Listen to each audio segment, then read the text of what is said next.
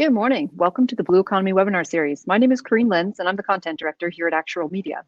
I'll be your moderator for today's discussion, where we'll be talking about protecting our source water. Before I jump in and introduce today's panelists, I'll give you a quick tour of the Crowdcast platform. By now, you've probably noticed a few people checking in on the right-hand side of your screen with the chat feature. Please say hello, let us know who you are, where you're from, and since we're Canadian, a report on the weather is always appreciated. Right above the chat, you'll see an Actual Media icon. If you click follow, you'll continue to be updated on our Blue Economy series as new webinars are announced. Down below, you'll see a variety of information.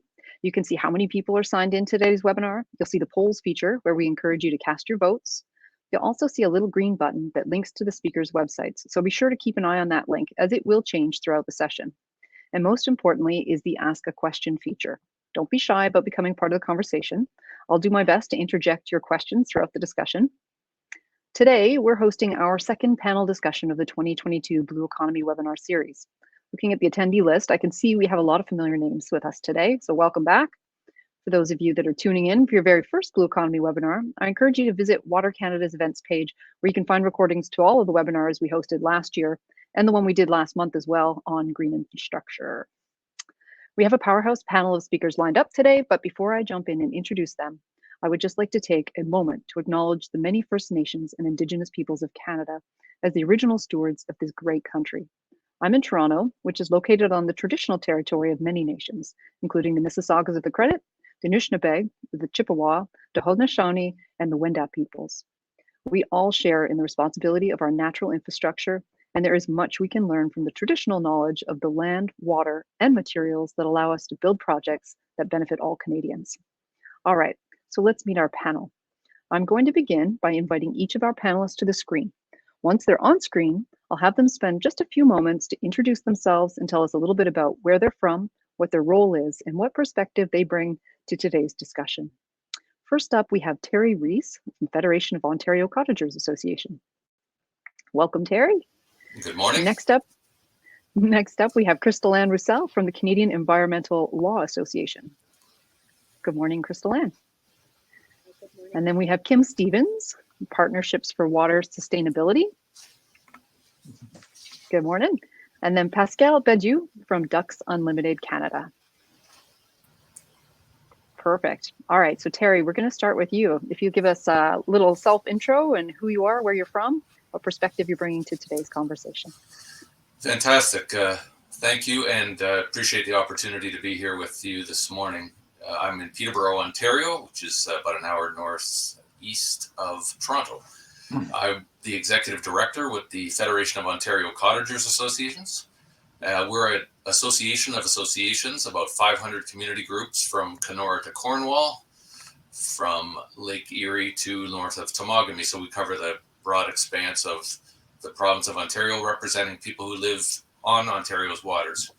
Our interests are primarily around the protection and stewardship of our surface waters and healthy lands, lakes, and rivers. So pleased to be here and to provide some perspectives from our members and from our association about protecting water in our beautiful part of Canada.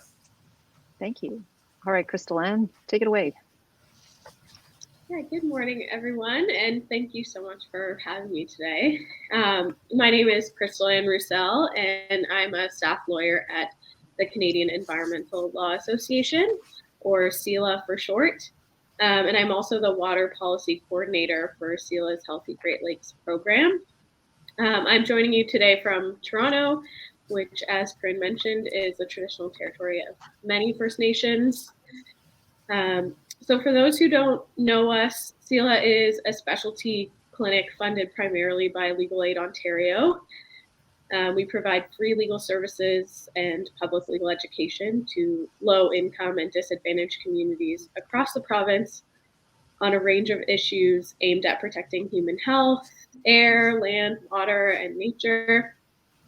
And for many years, the lawyers at CELA have been really involved in casework, advocacy, and public legal education related to drinking water safety, provincial well standards, groundwater, and public health. And SEAL has had a really long history of involvement in the development and implementation of source water protection mechanisms in Ontario.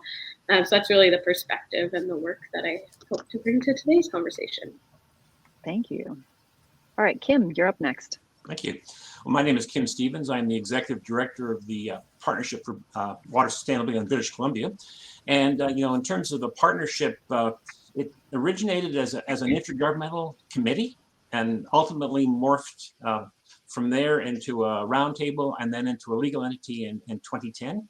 So really the world that I operate in is the world, I call it the local government setting because it's not just local governments, it's also the stewardship sector.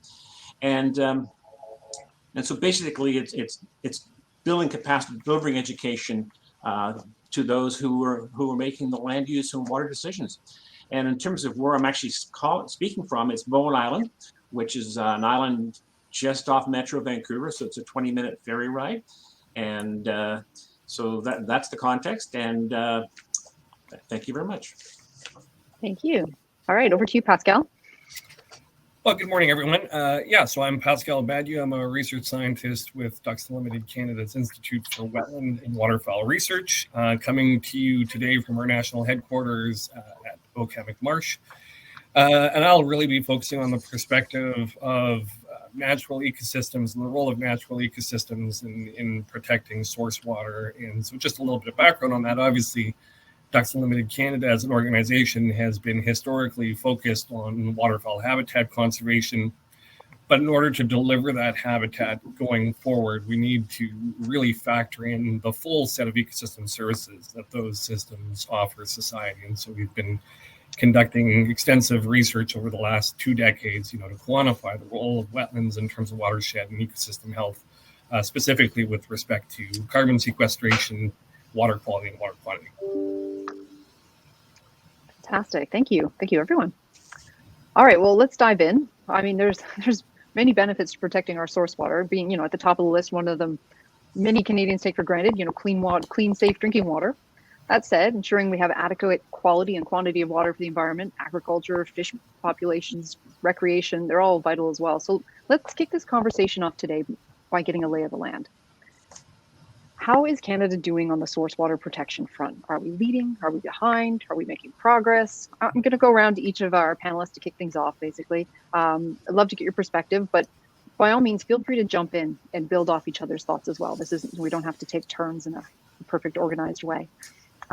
Kim, do you want to start us off? Sure. Yeah, well, and I can only speak for British Columbia, and because every province is different, and the reason every province is different is because we're shaped by our geography, our topography, our history, our government culture, and as most people know, we tend to be a little bit different in British Columbia the way we think, and I think that's attributable to the fact that we're 75% mountainous, and so our way of thinking is shaped by the fact that we live in the tributaries, right? So even though we have the Fraser River and the Columbia River, the big systems, where people live, where they get the water from is from the small systems. And those small systems are what's vulnerable from both, historically it was forestry and logging, which really was the issue for British Columbia. But really at this point in time in British Columbia, the quantity issue overshadows the quality issue because we haven't had a problem in terms of any waterborne diseases since 2004 when the last incident. But as a result of a changing climate, the water cycle has changed, and that has altered the seasonal water balance.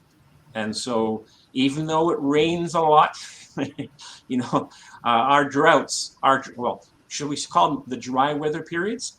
Our dry weather periods in the course of my career, which has meant multiple decades, has gone from where we used to think in terms of a drought, a rain-free period, is 3 months. Now we're talking 6 months. So the implications of doubling the period of dry weather when you're storage short because you're mountainous and you've already developed the limited number of sites you have to store water to get you through a drought. And when you're that vulnerable, and that's what we've really learned. We're now 2015, the climate changed in British Columbia. That's the year that marked the big change in the water cycle, the water balance. And here it is 2022, and it's become the pattern. And, last year kind of drove it home, didn't it, with heat domes and, atmospheric rivers and record flooding, just the sheer impact of the change in the seasonal water balance and the implications. Thank you. Who wants to jump in next? Everyone's being so polite. How about you, Terry? Sure. And again, I'm located in Ontario, so most of my perspective is shaped by that, although I've been lucky enough to see lots of water across the country. In Ontario, we're blessed with so much water. We've got 200,000 inland lakes, and of course, we've got a dominant feature of the North American landscape on our doorstep here, which is the Great Lakes, where there's 30 million people relying on water, and they're a unique and complex challenge in and of themselves. I would say that in Ontario, we've done an admirable job of, since the implementation of the Clean Water Act, of protecting and putting in place a multi-barrier approach for our urban population who's served by municipal water purveyors. The multiple barrier approach, which is part of Dennis O'Connor's recommendations after the Walkerton tragedy in 2000, meant that an extra layer of diligence went into making sure that the water that we source, how it's treated and delivered, is quite impeccable. We've got very high quality water for the people who are served by municipal water sources. We do have about 18% of Ontario's population outside of source water protection areas in Ontario, and I can talk a little bit more about that in a minute. These people have, I would say, variable protection based on their geography, their resources, where they're located, etc. So I would say that it's a mixed message. We've got tremendous protection for a great number of Ontarians, and less so for others. So, and I would echo Kim's comments that we're in a different phase of life here, where although we've got abundant water nominally, we're seeing not only in Ontario but the prairies and BC seasons where we've got unheard of drought and unheard of flooding sometimes in the same season, and that change in the abundance and when where water appears is really changing how things are, how we're served by our water, and also how complex the situation and how we need to make sure our water sources are resilient. So that's a mixed bag, I would say, and more work to be done. Okay, that's good. Krystal-Anne, I'm interested to hear your perspective, because I suspect with the advocacy work, there's a unique angle there. Yeah, I mean, as an Ontario-based organization, I can really only speak to Ontario's track record as well, and I think Terry covered a lot of it, and I would really echo a lot of his comments that since the Walkerton tragedy, the Ontario government has done a lot to implement the recommendations in the reports, and we're doing really well on that front for, as Terry mentioned, about 80% of Ontarians. But that means that there's still almost 20% of people left unprotected, and most of those people are, coming from vulnerable and disadvantaged communities, a lot of Indigenous and First Nations communities. So there's still a lot of work that we need to do to make sure that source water protection is really improved upon and expanded to all Ontarians if we're really going to fully protect everyone, as was the purpose of the Clean Water Act. So. Okay, thank you. Pascal? Yeah, so, I do think we're making progress. There's been fairly widespread acknowledgement over the last few years of the role of natural infrastructure and the role of ecosystems like wetlands and grasslands and protecting source water. And we're starting to see those reflected in various provincial policies, federal policies, and funding initiatives. And then we've also seen significant investments in research, whether that's, through initiatives like the Global Water Futures Program, through the University of Saskatchewan and other academic institutions throughout Canada, which is really positioned to try and and bring Canada to the forefront in terms of freshwater expertise again, because that's in fact, where we were in the 1970s. And there's also been consultations regarding the development of the Canada Water Agency and its role in keeping fresh water safe. And the hope is that establishment of such an agency is going to help speed up the uptake of BMPs through extension activities and supporting applied research. And so the one caution I would throw out here is that, keeping Canada's water safe through source water protection is going to require sustained efforts and investments, including, things like improved monitoring of engaged systems, mapping of critical landscape elements such as remaining intact grasslands, wetlands, that are vital to maintaining water quality and the health of those freshwater sources going forward. Great, thank you. All right, I mean, we talked about this a little bit last week too, and it's already come up in our openings. But what is, I mean, I was going to ask you, what is the biggest threat to source water? But I think the real question there is it climate change? I would love to get your thoughts on this. I know we talked a little bit about it last week. Kim, why don't you lead us off? Because I know we were talking a little bit about this initially. Sure. Yeah, and it really is important for everybody to think in terms of, when you're back in grade 5 and you learned about the water balance. It's that simple, right? In terms of this, and it's the seasonal distribution of water. And of course, part of the impact of climate change is, here's a simple fact for you that everyone can remember. The 1 degree rise in temperature results in the atmosphere being able to hold 7% more water. So that's why we're being hammered by these bigger and bigger storms. But then when you think about it in terms of, the Earth is a closed loop, and, in terms of, the amount of water, the volume of water doesn't increase. So it's the distribution. So if you're getting hit harder during the wet season, of course, there's less water in the dry season. And what is really revealed in British Columbia is the fact that we've always been vulnerable. We've always been vulnerable because we depend on smaller systems for our supply. So in my career, you go back to the 90s, the 80s, we had droughts, right? And it was touch and go. But what's happened with time is the margin of safety is basically zero. and we know that because when in 2015, really the first of the wake up years, we've always had this attitude in British Columbia, which is, don't worry, it'll rain, right? It'll rain. And by July of 2015, water managers throughout the Southwest British Columbia were all saying, we won't make it to November. It was that critical. And it's so sensitive in terms of rainfall that we were basically saved by a couple of days of heavy rain in late August.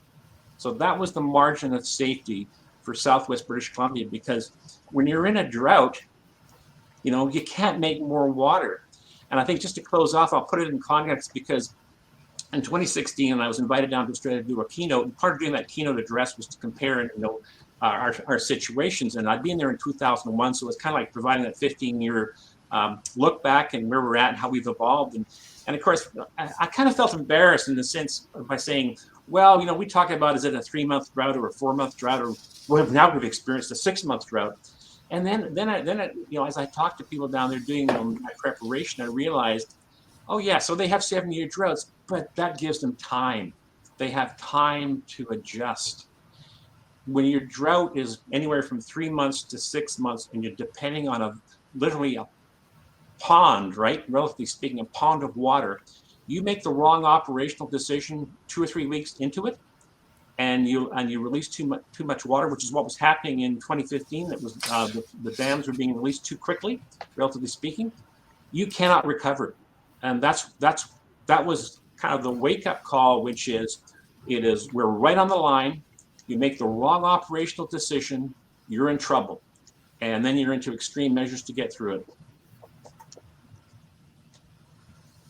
Excellent. Someone else like to jump in? Yeah, sure. I'll go next. So, I think considering the impacts of climate change on source water are going to be hugely important. And that's because we know climate change can increase pressure on freshwater resources and actually speed up the eutrophication process. And as a result, that obviously has negative consequences for freshwater systems. And so it's important to understand that climate change and eutrophication can interact synergistically to increase greenhouse gas emissions, and thereby further actually contributing to climate change going forward. So because of this, it's going to become increasingly more difficult to address eutrophication, and we're actually going to need to intensify control just to hold the line in terms of water quality, let alone make improvements to water quality. And so factoring in climate change going forward is going to be hugely important. Thank you. I might add to Kim's point and to Pascal's earlier comments about the natural infrastructure and how natural heritage figures into protecting our sources of water. When water doesn't arrive or arrives all at once, that changes the nature of how our systems naturally deal with it, and by extension, the availability of clean and abundant and safe water. The other thing Pascal touched on was about the chemical and biological changes that happen as our water's warm, and the advent of blue-green algae blooms in water where it's never appeared before, even in systems that aren't eutrophic, that aren't high phosphorus type systems, is going to be something we're going to need to be well aware of.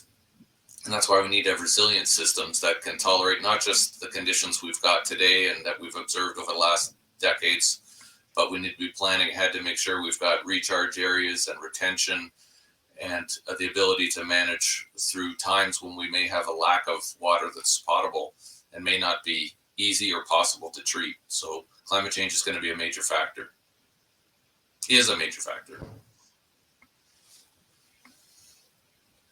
Excellent. Krystal, did you want to add anything? Yeah, I would have to agree. Obviously, climate change is going to be a huge challenge for source water protection. And I think while there's some kind of general guidance on how to address or consider climate change in source water protection plans in Ontario, again, it's really general and not very specific.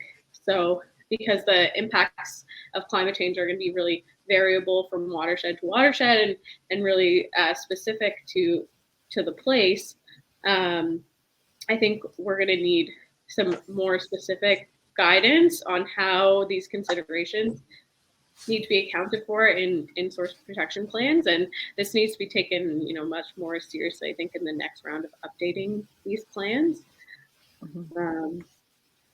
So that's my thoughts on that one. Can I jump in, Corinne? And yeah, absolutely.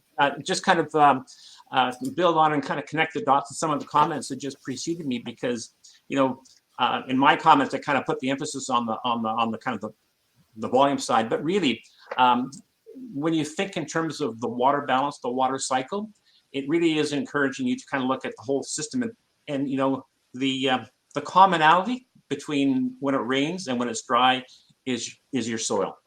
And this has been our mission for the last 20 years in British Columbia in terms of through the Stormwater Guidebook, which I was the primary author of, which is that if you preserve or restore that absorbent soil layer, it's your key tool ultimately, especially in the urban environments. It's really where we're talking about the impact on the water balance in the urban environment, because if you have the absorbent soil layer when it rains and you're holding that water, then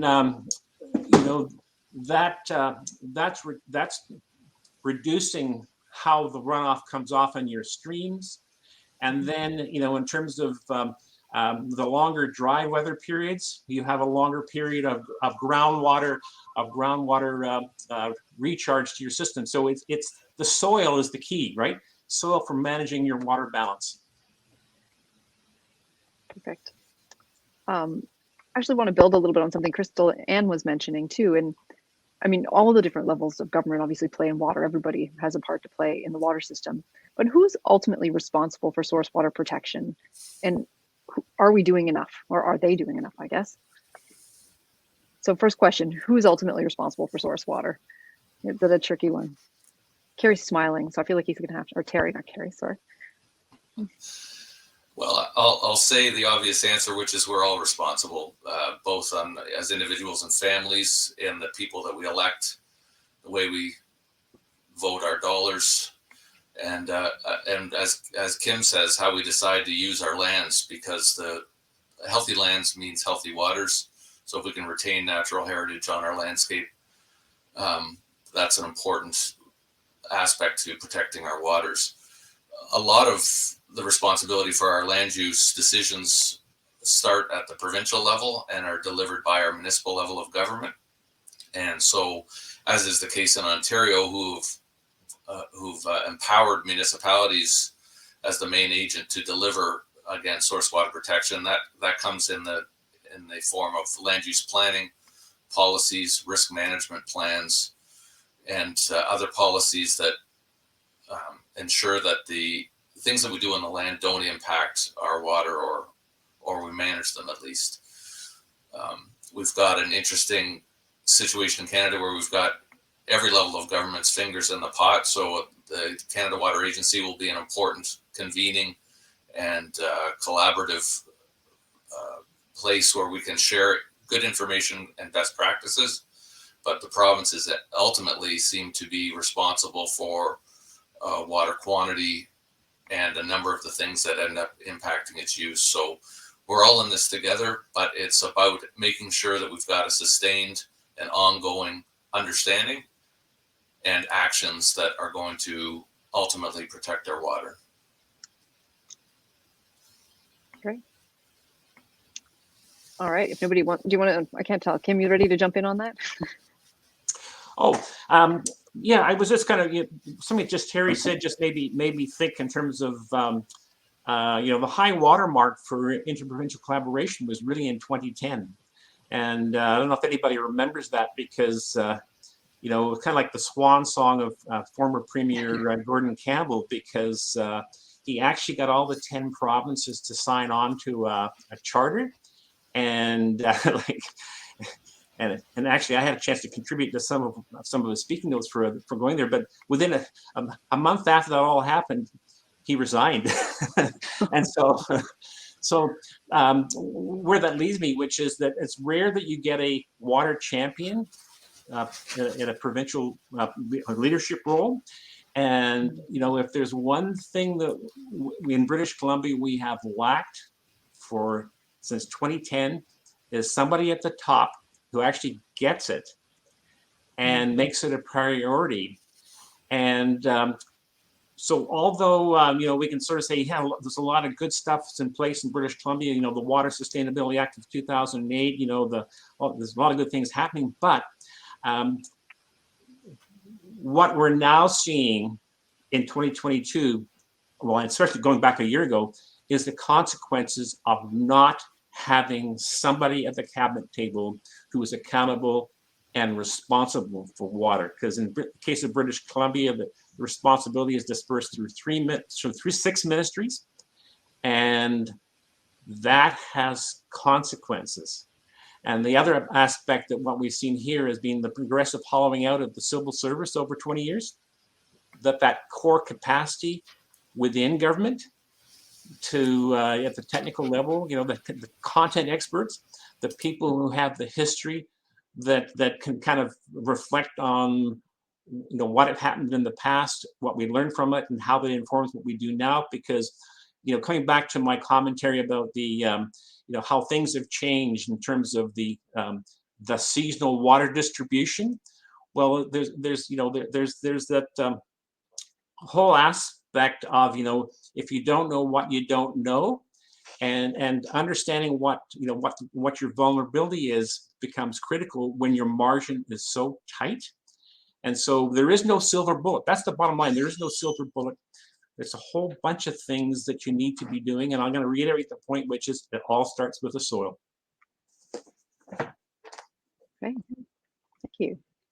All right, if nobody else wants to jump in on that one now, I think I will go to our Ask a Question. I notice we have a couple of questions here from our audience. What is the panel's opinion on the proposed fish farm by Georgian Bay Salmon in the Culpoise Bay area of South Bruce Peninsula? The fish farm will extract thousands of liters per day from Culpoise Bay and then put their effluent back in the bay. How do we protect our bay? The bay is used as a water source for many people around the bay. And those are pretty specific questions. But anyone would like to tackle that, you're welcome to it. Since it's in the neighborhood, I'll jump in. Sure. And I'm familiar with the fish farming that's happening in Georgian Bay, and although I can't speak specifically to this proposal.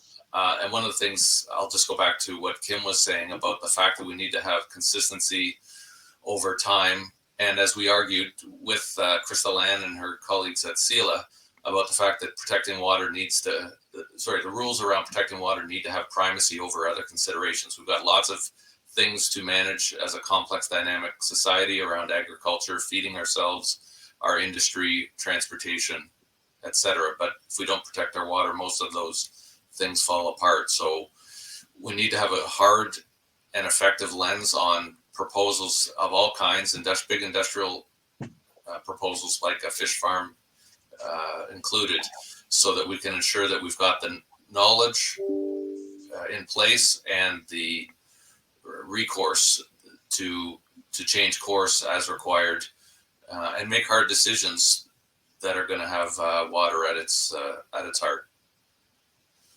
Very good. Thank you. All right. The next question we have here is thoughts of panel on importance of wild rivers, so rapids, in source water protection. There seems to be little discussion on this when dams and irrigation are proposed to address drought issues.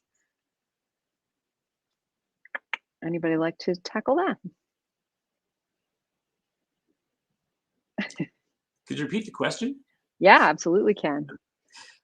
Thoughts from the panel on importance of wild rivers, so rapids, in source water protection. There seems to be little discussion on this when dams and irrigation are proposed to address drought issues. Well, my simple answer from a BC perspective is that other than the Site C in the Northeast, we're not building dams. Fair enough. Perfect. All right then. Well, unless anyone wants to jump in there, I don't want to move too quickly. We're good. All right, everybody's muted, so I think that means no. Now let's see. I have been wanting to ask Krystal-Anne, I'm curious, what legal issues are you seeing most often? What do we need to consider going forward?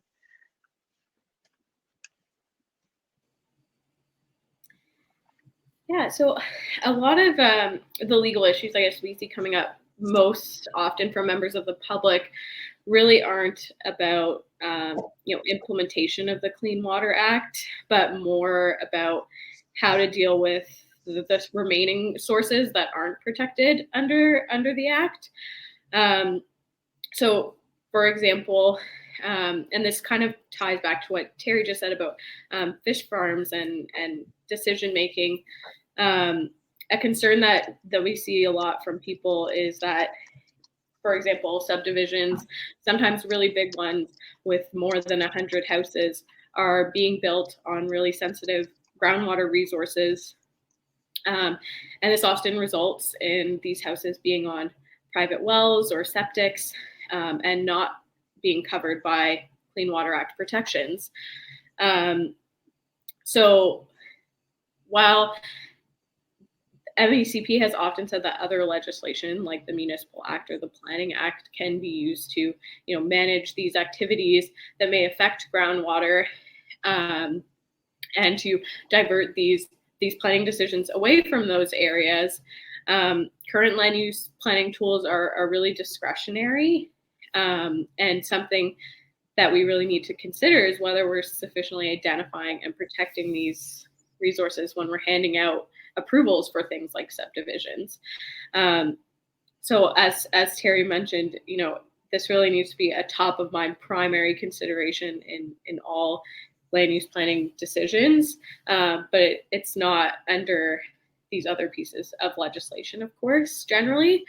So overall, these other acts are kind of inadequate for the purposes of implementing source water protection and really protecting a fundamental resource for human health. And that's why the Clean Water Act, as a specialized act, was enacted to kind of deal with this in spite of having these other planning tools. So yeah, I think one that can really be solved by, of course, expanding protections under the Act to those non-municipal sources, but also just by also having source water protection and clean water as a top concern when we're making these kinds of decisions. Fantastic, thank you. Terry, I'm kind of working some questions in here that I haven't had a chance to yet. We've run out of time so quickly in these. Terry, have you been involved with a number of regional and provincial committees. From your perspective, what are the key challenges that you're coming up against and that are being addressed? So if there's topics that seem to come up in every meeting, what are those right now? One of the things that the Clean Water Act in Ontario did was it took a watershed approach to protecting our water, which is, I think, really vital because someone's downstream of somebody, or everybody's downstream of somebody. So when you look at that, it's not just where the well intake is or the surface water intake is, but you're looking at recharge areas and important other features on the landscape that need to be protected, whether that's considering subdivisions or expanding urban boundaries or industrial use, etc. The source water protection committees, there's 22 of them across Ontario. I'm on one of them in the Trent Conservation Coalition. It's a pretty robust way to look at things. It's a complex, our own committee, it's quite a complex area. It's 14,000 square kilometers. There's 5 upper tier jurisdictions, 29 lower tier municipalities, lots of overlapping and interacting jurisdictions. There's 35 groundwater systems and 18 municipal water system. So with a great deal of diligence, lots of hydrogeology, lots of GIS and important on the ground work to quantify and to clarify the sources of water and how we best protect the raw water before it gets to the intakes is really important. But even within that very complex and dedicated approach, about 50% of the population in that region is not on a municipal water source. So there remains a lot of people, a lot of vulnerable populations that are simply not served well in our current source water protection efforts. We do have best management practices recently released from the province, which are helpful and useful in their own right, but they're just not an adequate substitution for dedicated resources to look out for the water that's so many of us rely on. And I'm not talking just about the 1.6 million well users and the hundreds of thousands of people that use surface waters in our lakes for their private water sources, but also dozens of hamlets and small villages who have on-site wastewater and wells throughout their jurisdiction, and they're overlapping, and you've got off-site impacts. These people are still at risk, and that's a gap that needs to be addressed. And I'd like to know from the rest of the panel, I mean, are these similar issues that are coming up in your own conversations, or is this very specific to Terry's world that he's living within? Are you finding similar feedback? I don't know. Pascal, well, we have another issue, which, no, I shouldn't say an issue. No, another focus that's emerged really in the last year in British Columbia, which is really, and this is a provincial priority, which is the interweaving of Indigenous knowledge and Western science. So, I mean, that's that actually is on the waterfowl the number one priority as part of the current consultation process, and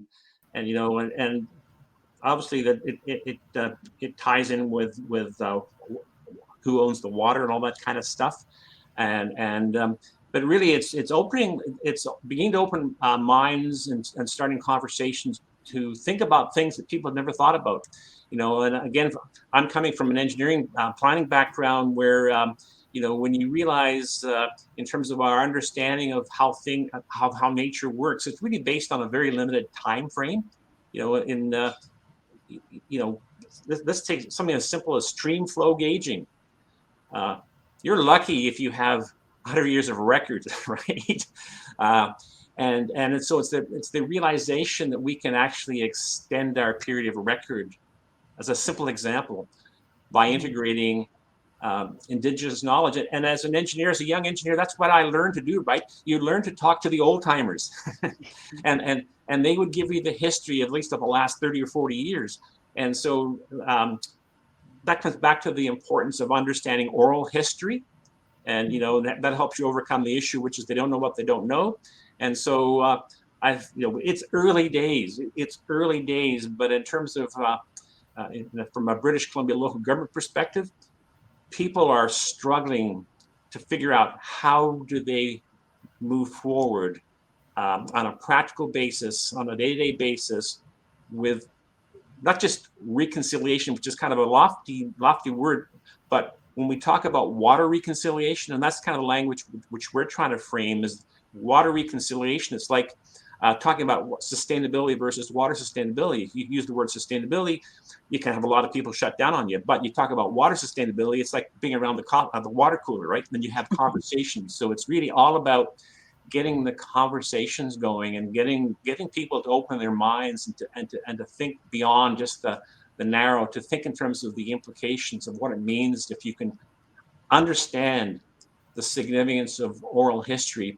When you think about what happened in the Fraser Valley with the flooding, well, that's below the level of the Fraser River, and there used to be a lake, right?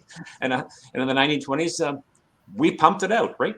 And so it's understanding the significance of oral history and how that can actually help you make better decisions at a time when the margins of safety are pretty minimal. Thank you. And so I'd hop in here with a slightly different perspective from kind of the science and information angle in terms of remaining challenges with respect to source water protection. And that's because, I think we're typically dealing with one stressor at a time. And to me, acknowledging the impact of multiple stressors and how the combined effects of those, whether it's climate change, eutrophication, invasive species interact, is going to be hugely important. And I just haven't seen that addressed very well, anywhere. And that's because it's hugely complicated. And when you consider that in the context of kind of a nearly continuous supply of emerging contaminants, including things like, whether it's illicit drugs, pesticides, synthetic and natural hormones, personal care products, antibiotic resistant genes, pharmaceuticals, you can see how that combination becomes increasingly complicated to tease apart and figure out the impacts.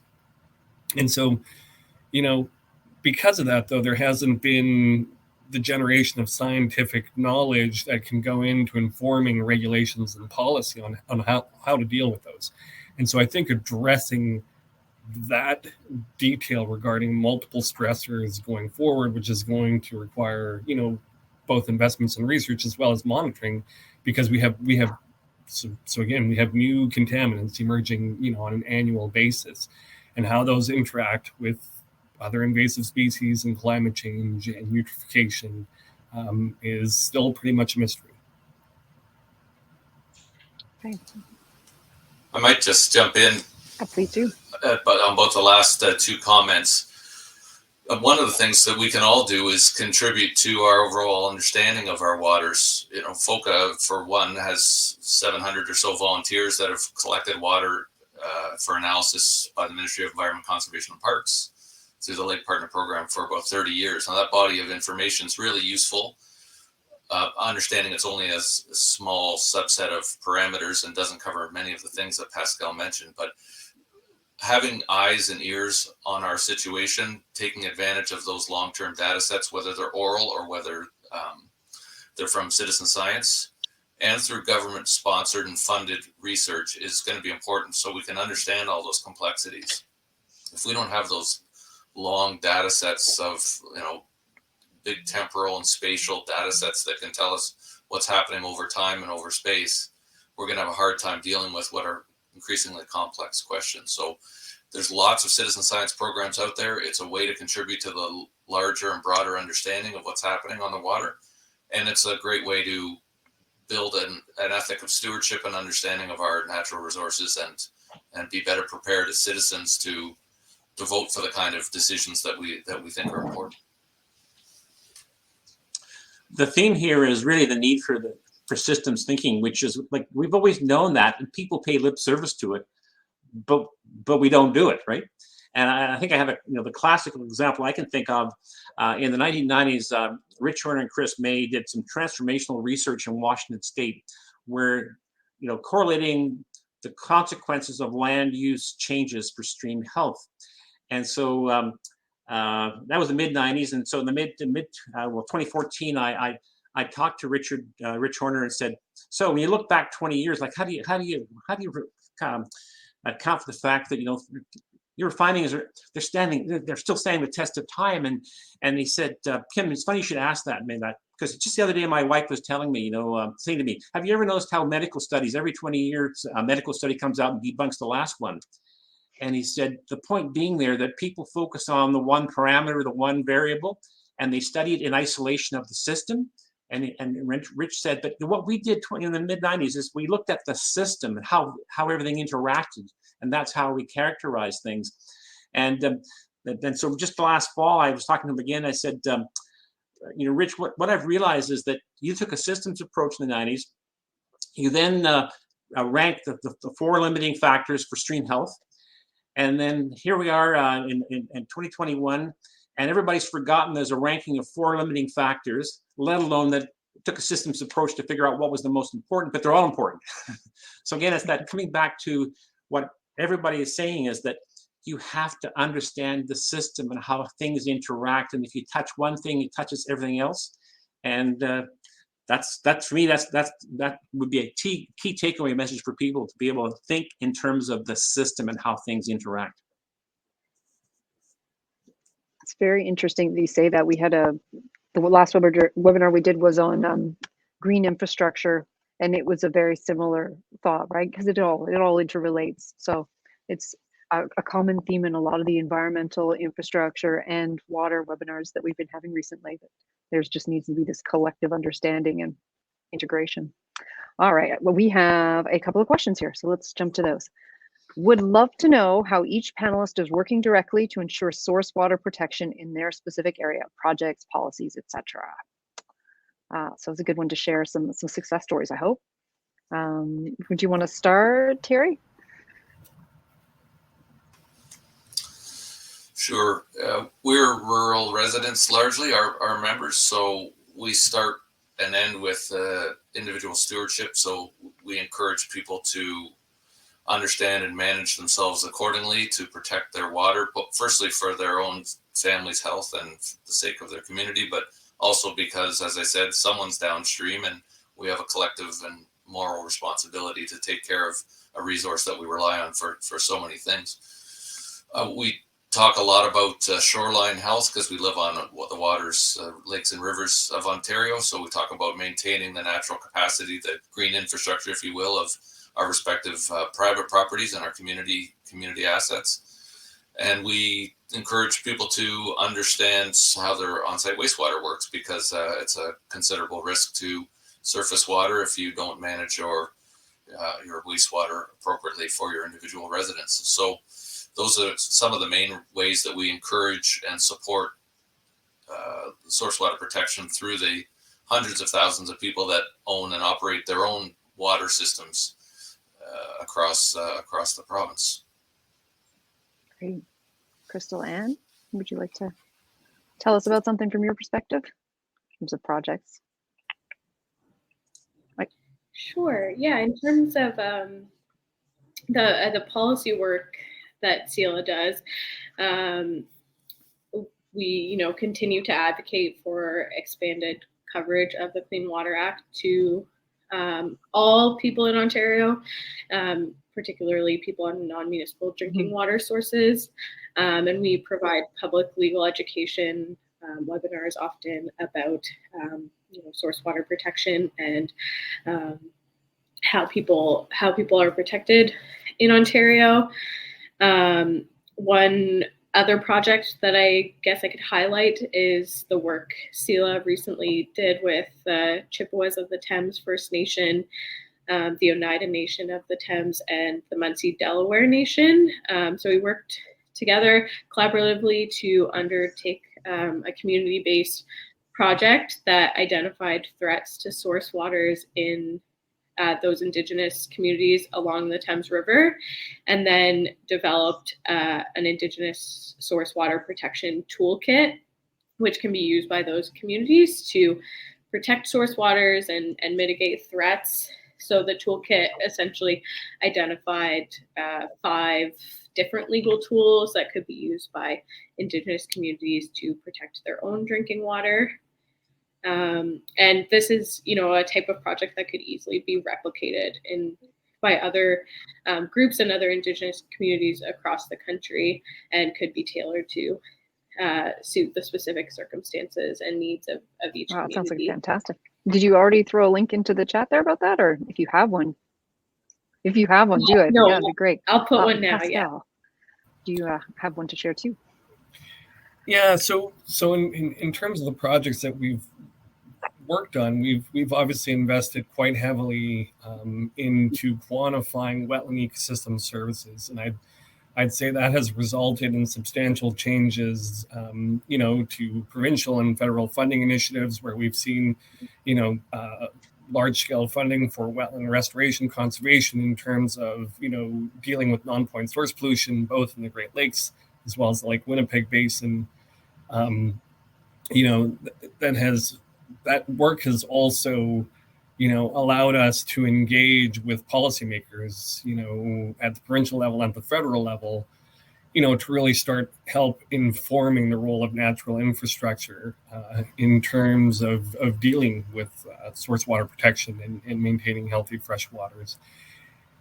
And then, where it gets really interesting is that research has extended to the urban environment in the sense of deploying constructed wetlands to mimic natural processes, as opposed to using conventional stormwater retention ponds.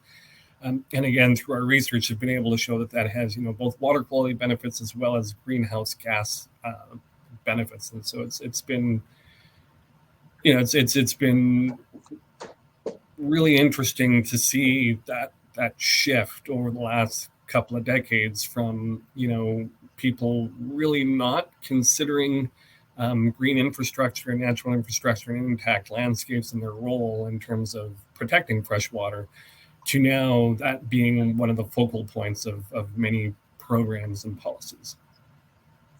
That's great. Kim, how about you? Sure. I'll comment at 2 scales, provincial and local government. And I guess in terms of the provincial scale, you basically, and right now we have a chance, because it's that opportunity is the current watershed security strategy, which is just another building block in a process that's been going on for 30 years. And because we're guided by the Living Water Smart vision. And so now at a provincial scale is the opportunity to reflect on what we've learned, or maybe what we've forgotten, and how that can inform us going forward. So that's really important for the partner's perspective, to have that, be able to contribute there. But at the local government scale, I'll bring it down to be really practical, which is that for us, it's been a 6-year journey on an initiative which we call the Ecological Accounting Process, EAP process initiative. Mm-hmm. And earlier, when I referred to the transformational work of Rich Horner and Chris May in the 90s, out of Washington State, and how for 25 years we've built on their work. And so what we talk about, again, this is coming to bring it back to the urban environment. So, when I hear the phrase source water protection, I think in terms of our water supply watersheds, on a small scale, and it's just a slice of the water picture, but it's in the urban environment where we have to make a difference, and so I made reference to the 4 factors, being changes of hydrology is number 1, number 2 being riparian, and so that leads us to what we call the twin pillars of restoring stream integrity. One pillar is the water balance accounting. and the other pillar is the ecological accounting.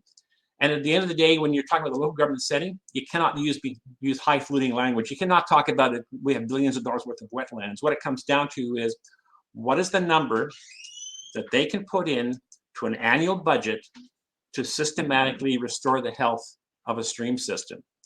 And so it's getting into a scale where it's manageable. And that's really been the journey in terms of testing and refining and mainstreaming an approach which we can simplify by saying the riparian deficit. You manage your constructed assets, you have maintenance and management of your pipes and pumps and all those kind of things. Well, in the urban environment, you need to maintain and manage your stream systems, which means, they're equivalent, which means you need to have a budget line item. So that's what we've been bringing it down to, is the number that local governments can buy into as an annual budget to systematically restore the riparian corridors as part of a systems approach to restoring hydrologic function in a watershed, to begin to deal with all these issues we're talking about. And I'm not saying it's going to be overnight, right? If it took us 100 years to mess things up, it's going to take us 100 years to fix things up. But we have examples. You've probably got your own examples of where people are systematically making a difference. And if you look back on what they've accomplished in the last 10 or 20 years or 30 years, and it probably is the same with you, Terry, you probably can say, we got a long way to go to get to the goal. But if you look back, we've accomplished a lot. And I think that's always the important message, which is you judge your progress by how far you've come and not by how far you have to go. Because if I look back on the last 20 years, I can say, oh, sure, we've missed a lot of opportunities. On the other hand, we've made a lot of progress. So let's celebrate the good stuff, the successes, because if we celebrate the good stuff, the successes, we can create more successes. Wow, thank you so much. I feel like, I don't know about everyone else, but I've certainly been learning a lot today. I'll be interested to hear feedback from our audience. We have 3 minutes left. I don't know how that's happened, but it has. So what I would love to do is, if I can give each of the panelists maybe 30 seconds, I would say the question is, to wrap things up, and I would say everyday non-scientist Canadians, but I do think that our audience today, just judging by the questions in our chat box, there are a little bit more than average Canadians when it comes to water knowledge. I think the hashtag water nerds in here would be really appropriate for our crew today, proudly, of course. So what can our more than average everyday non-scientific Canadians do to help protect our source water? What are the key things? And what, if it's not so much what we can do, is what should we be really looking into? What do we need to learn? So if each, I can give you maybe 30 seconds each, your last thought for the day. And I'm going to start with, I'm spinning around the mouse here. How about you, Terry? I've appreciated this conversation and always learn lots when I have other water nerds in the room. So thanks to everyone and for all the input and questions from everyone online. I think if we need to better understand our water, we do need to celebrate our successes, but we need to make sure that we individually and our elected officials respect the water in a way that's, they're committing to a sustainable and ongoing and enduring legacy of protecting our water. So understanding that water's such a primary part of our ongoing economy, our well-being, our health, and so that we've got a sustained investment in that. So vote accordingly and make sure your actions in your own right, in your own consumer decisions, in your own property decisions support healthy water. Krystal-Anne. Yeah, I think there's a lot of big environmental groups and academics and those kinds of people doing this work and thinking about these problems, but there's still a really big lack of knowledge amongst the general public. So I think, as Terry said, we really need everyone to be educating themselves about our water sources and what we can do to protect them. And it would be great if we had a lot of grassroots organizations and citizens groups doing this kind of work to educate the public. And then, of course, continue to advocate for strong protection of our drinking water sources with your politicians and vote accordingly. All right, Pascal. Yeah, so this won't be shocking coming from me, but I would say join a conservation organization. And I won't tell you which conservation organization, but most of them are chock full of information, specifically focused on water issues. And secondly, I'd say get out and enjoy nature, because it's really that link to getting out and enjoying nature that keeps it top of mind.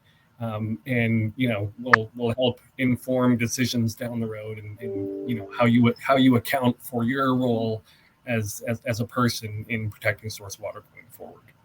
Perfect, thank you. All right, Kim, bring us home. Okay, I would simply say every time you look out your window, think about how important those trees are, and when you look down the ground, and especially if you have a yard, if you just think about the importance of the soil, and if you look at those trees and the soil, and think about the soil depth, think about that's the key. The absorbent soil, that's the key to how we manage water, and it all comes together there, both for drought management and flood management. It all comes back to what's happening in your backyard. Perfect. Thank you so much. Thank you to all of our panelists for this incredibly informative discussion. And thank you to all of you that tuned in today. I'm sorry we didn't get to all of your questions, but they will be here, and I will make sure that they get sent through to our panelists.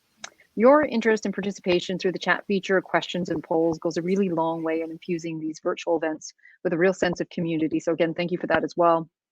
If you enjoyed today's webinar and want to hear more from leading experts in Canadian wastewater, stormwater, and drinking water, mark your calendars for June 1st to 3rd for the Canadian Water Summit at RemTech East in Niagara Falls, Ontario.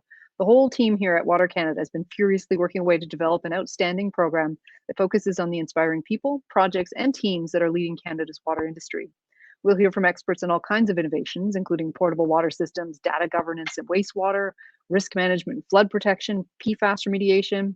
We also have panel discussions, case studies, and a student networking event lined up. And to top it all off, we have keynote presentations from Nick Nanos, Robert Swan, and Simon Jackson.